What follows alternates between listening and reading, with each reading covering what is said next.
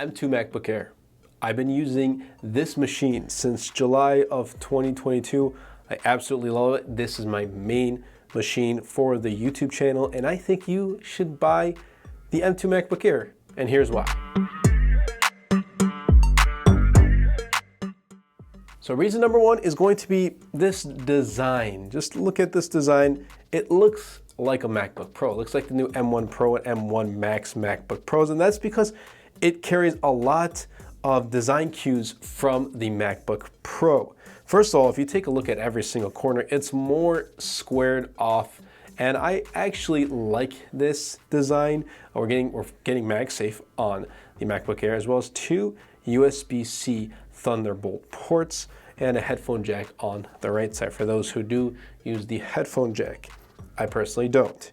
But I like how Apple's carried the design from the MacBook Pro to the MacBook Air. Just feels more modern and clean. And it doesn't just carry from the exterior, like this outside part, but when we flip open the screen right here, guess what? We are getting the notch. And I don't know if you can tell from the angle of the camera, but there is that notch, and it holds the front-facing camera. It doesn't really hold anything else, but nonetheless, like, in my use, I haven't had any issue whatsoever. It hasn't gotten in my way. And by the way, if you want to check out this wallpaper on the MacBook Air, it's my latest wallpaper pack. It's called Ripple. I'll be leaving a link in the description down below if you want to take a look. So there is that. This whole redesign. The keyboard feels really good. This is my first time using Touch ID on a MacBook. My previous MacBook Pro did not have Touch ID, so that was a bummer, but I'm really happy to see that I finally have Touch ID. For those who are wondering, oh, what about the Touch Bar? It's not here. It's not a new MacBook Pros either. So for those who do like Touch Bar, you might have to pick up a previous model. But for the keyboard use, it's really great. The trackpad is also really sufficient, really smooth. I have had no issues when typing on the M2 MacBook Air. It just feels so much thinner, and I feel like I'm carrying the MacBook Pro. You're finally getting like a refresh. If you were sick of like the whole wedge-shaped MacBook Air design or MacBook Pro design, I think this is the reason why, one of the reasons why you should pick it up if you're heavy into design of the machine that you use.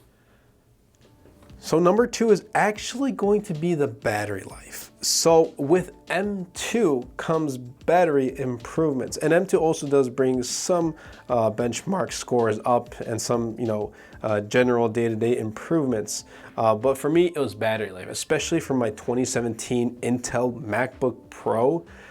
This machine is amazing. It lasts literally all day. I love it. I don't need to worry about like going out in the morning, going to like Starbucks, working on my computer all day, and then having to leave midway to go grab a charger. I don't even need to bring a charger with me. I can literally go almost 4 days of no video editing with no charge. So there are some video droughts where I can't video edit in 4 or 5 days in a row.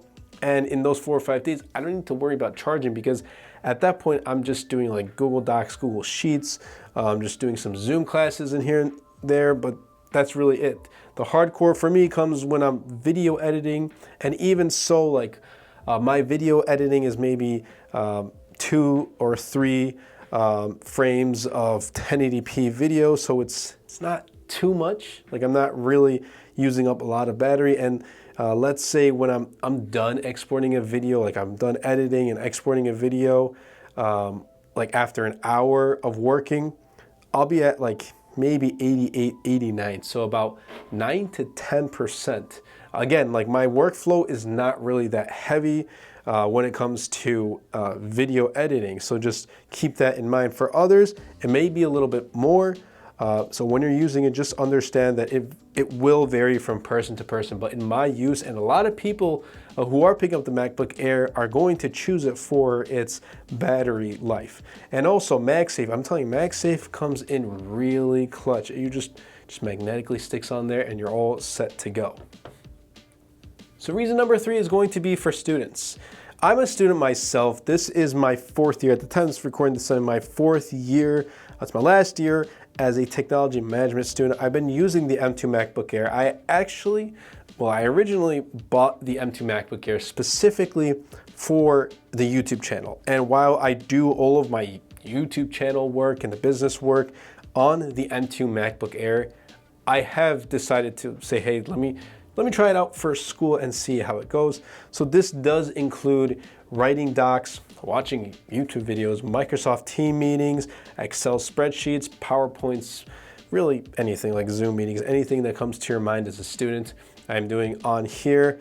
I did some coding on my past MacBook Pro. That was pretty rough. I haven't dove into coding on the M2 MacBook Air, but that's something that I plan on trying out in the future, or at least continuing. I've tried out coding. I've taken Java and Java Advanced Programming, so I'm definitely going to do that again to refresh my memory. Nonetheless, I also, like I said, I use it for the YouTube channel, and that consists of making YouTube thumbnails, Final Cut Pro, making sure I'm on schedule with my Notion template that I am currently working on, and I hopefully plan to release a Notion template, a very basic Notion template for content planning, for video planning in the future. Let me know if you want to actually see that drop even sooner. Let me know in the comments down below. But overall, this has had no issues. I can definitely tell you, if you're a student and you're doing those things like writing documents, like writing or watching YouTube videos on the side, Microsoft Teams meetings, Excel spreadsheets, PowerPoints, it's not going to have any issues. And even though this doesn't have a fan inside, I haven't really had any hardcore application that has made this device get really warm to the touch. Even before I go to bed, I sometimes sit with the M2 MacBook Air on my lap just to get some last minute work done. And it's just really smooth, really smooth. Like I said, it doesn't get warm to the touch. But that's going to bring me to number 4, which I think is a bonus, and that is price. So you're going to be like, well, price, there's a price increase with the M2 MacBook Air. And yes, you're right. Okay, but however, just hear me out. That's why I said this is a bonus. It might not be applicable to everyone, but for some, it might just work.